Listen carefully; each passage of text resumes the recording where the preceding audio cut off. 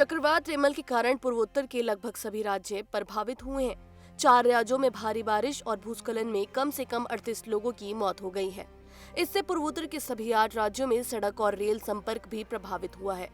मिजोरम में 29 लोग मारे गए हैं, जिनमें से 25 की मौत आइजोल जिले में खदान ढहने से हुई, जबकि नागालैंड में 4, असम में 3 और मेघालय में 2 लोगों की मौत हुई। तेज हवाओं के साथ हुई बारिश के कारण भूस्खलन हुआ, पेड़ और बिजली के खंभे उखड़ गए तथा बिजली और इंटरनेट सेवाएं बाधित हुई हैं। पूर्वोत्तर सीमांत रेलवे के लुमडिंग डिवीजन के अंदर न्यू हाफलोंग जटिंगा लामपुर सेक्शन और डिटो कचेरा यार्ड के बीच जल भराव के कारण कई ट्रेनें या तो रद्द कर दी गई हैं या फिर कथित रूप से उनके समय में परिवर्तन किया गया।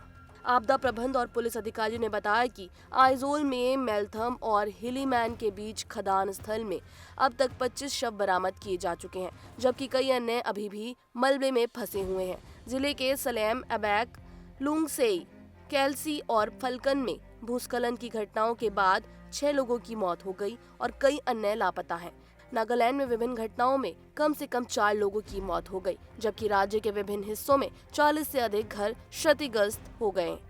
असम में कामरूप और मोरीगांव जिलों में 3 लोगों की मौत हो गई, जबकि 17 अन्य घायल हो गए।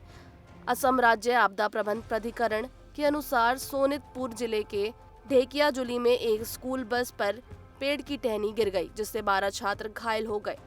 मोरीगांव में अलग अलग घटनाओं में 5 अन्य घायल हो गए। त्रिपुरा में भारी बारिश के साथ 50 से 60 किलोमीटर प्रति घंटे की रफ्तार से तेज हवाएं चली, जिससे 470 घर क्षतिग्रस्त हो गए और 750 लोगों को विभिन्न जिलों में 15 राहत शिविरों में शरण लेने के लिए मजबूर होना पड़ा। वहीं केरल के कई जिलों में बुधवार को मध्यम बारिश हुई, जबकि मौसम विभाग ने राज्य के 5 जिलों में बहुत बारिश की चेतावनी जारी की है।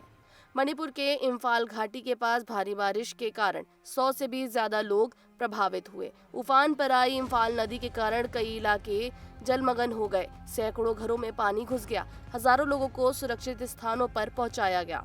इम्फाल जिले के हिंगांग और खुरोई विधानसभा क्षेत्र बुरी तरह से प्रभावित हुए।